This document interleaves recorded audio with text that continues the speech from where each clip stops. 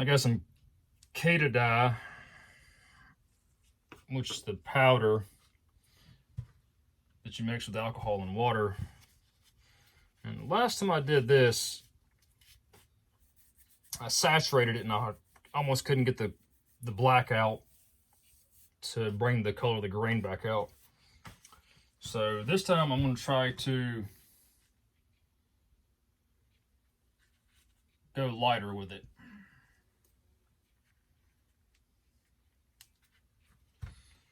It's kind of sad, such pretty wood, and sit there and destroy it. Well,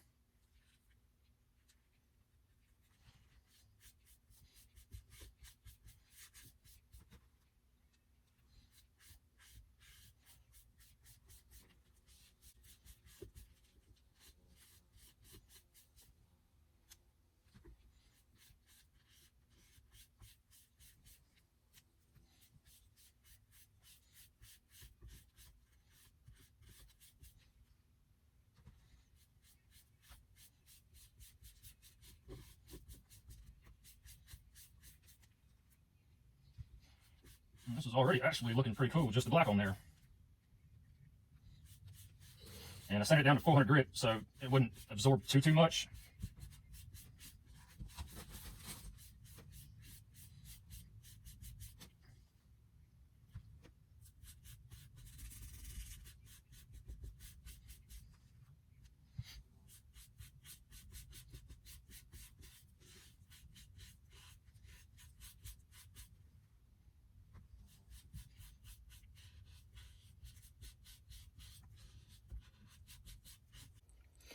You can kind of see it soaks in the softwood or the soft grain. It doesn't want to soak in the hard grain.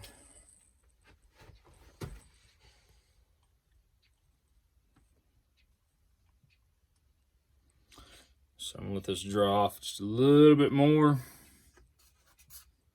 It's still kind of damp. And then I'll apply the other colors back to it.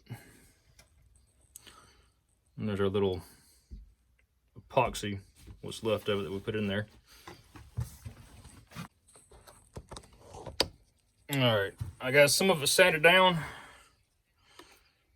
just by turning it, so I'm going to hand sand some just so I can hit specific places like through here that held more than I wanted it to.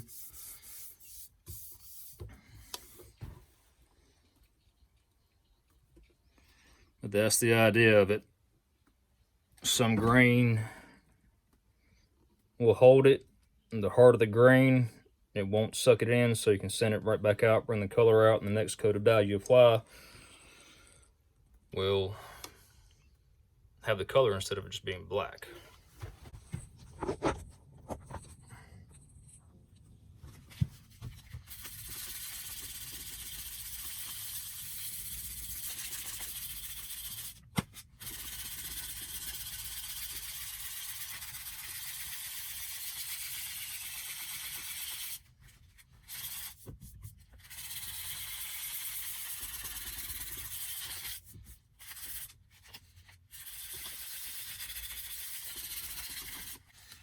Oh, hand sanding sucks.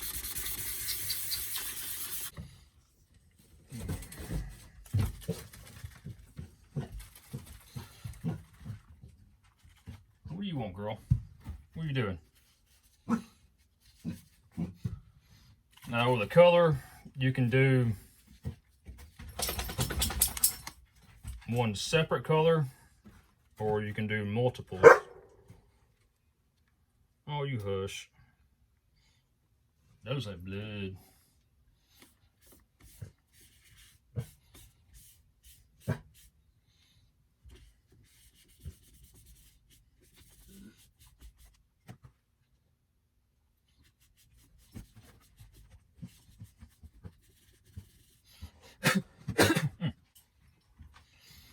But what I'm going to do is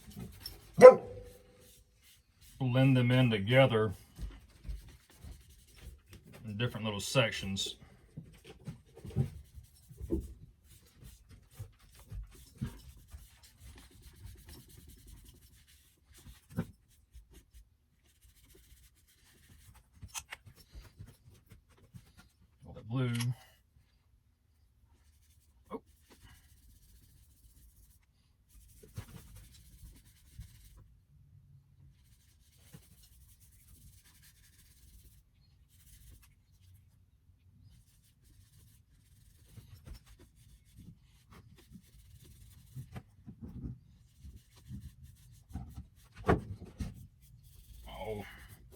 I didn't want that there, but that's what I have to do.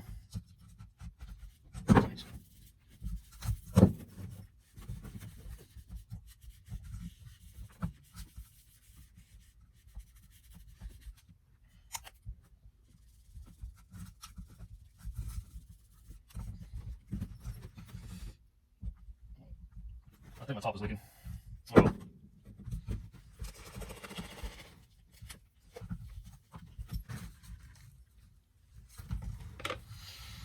Now I'm going to put the blue on.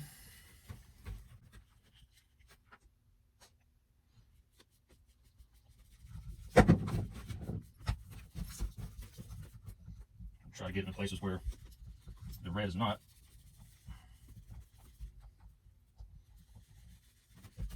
And I'll blend them in. I forgot the areas in blue that I want done.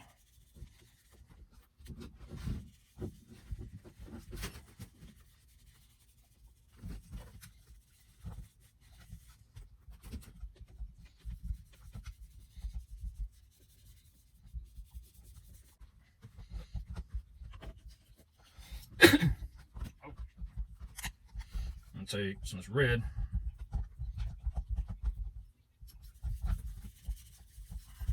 And bleed in with the blue.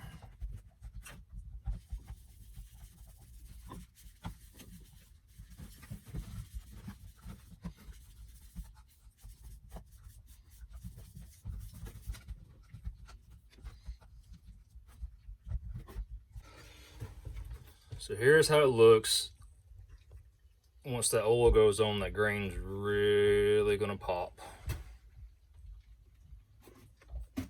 And some of that stuff, like right here, that's still pretty wet. So once it dries, the color will come back out.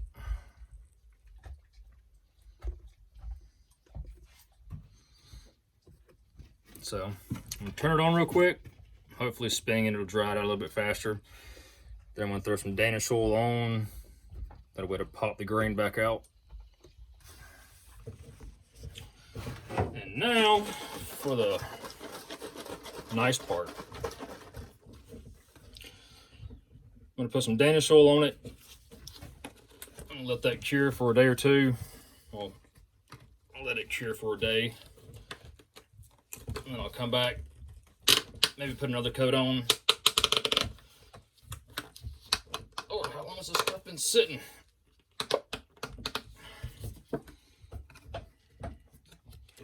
There we go.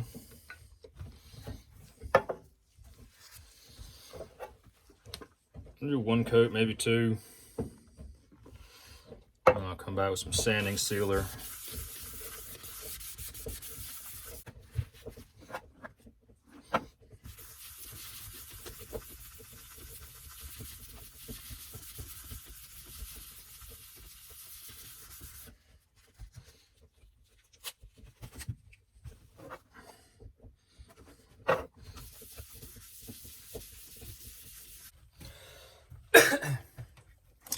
So just apply your sanding sealer. I like using the myelin cellulose. It goes on easy, dries really quick.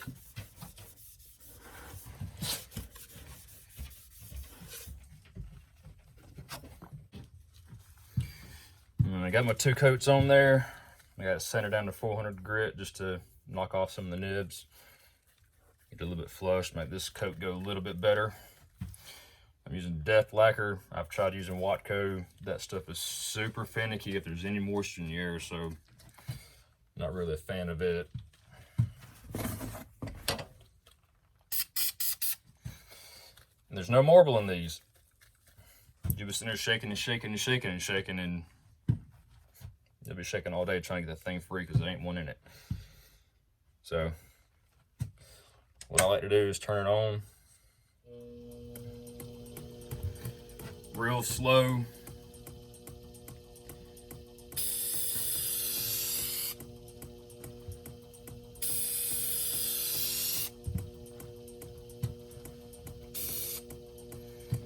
And light coat on that first one.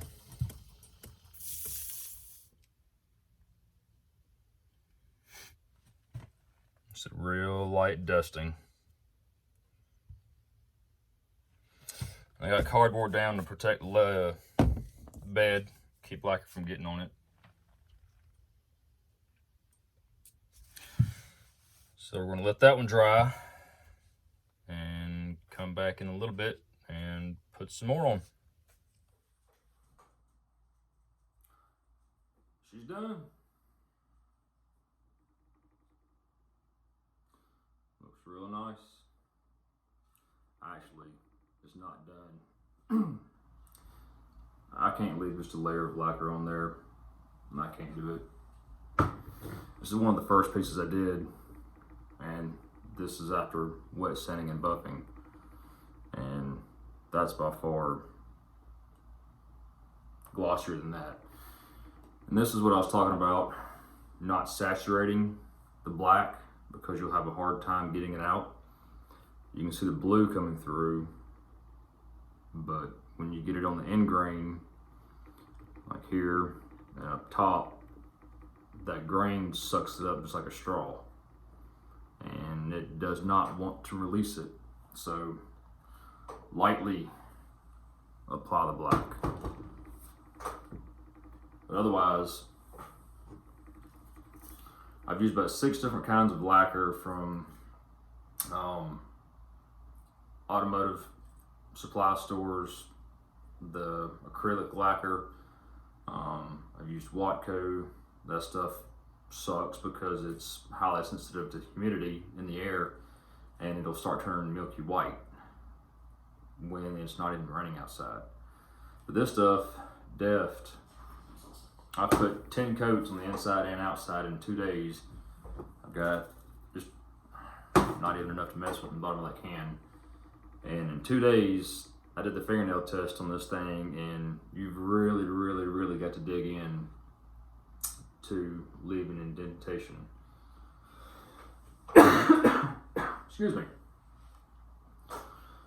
But inside came out real nice. It's got some curling. Oh, you can see it right here. And then, yeah, that curling feeds right up into that crazy green on this side. As far as the outside goes, I love it. I'm gonna do a few more like this, and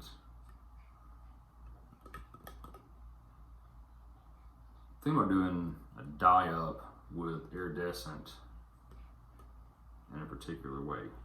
So you have to wait on that one. But otherwise, it came out real nice. Especially with the red and the blue mixed together. And you still got some of the chatoyancy in the wood and the grain. So, like I said, 400 grit. That way it doesn't want to suck it up so much, and don't saturate the black. Now, go crazy with the colors. Just one thing to remember is your wall thickness. If it's thin, you'll bleed to the inside. This one, it's almost half an inch, about 1/4 of an inch at the rim right up here, and then widens to 1/2 an inch pretty quick. But that's how I dye it. If you want to give it a try, I mean, it's a process, especially all that hand sanding. But hope you like it. I'll see you next time.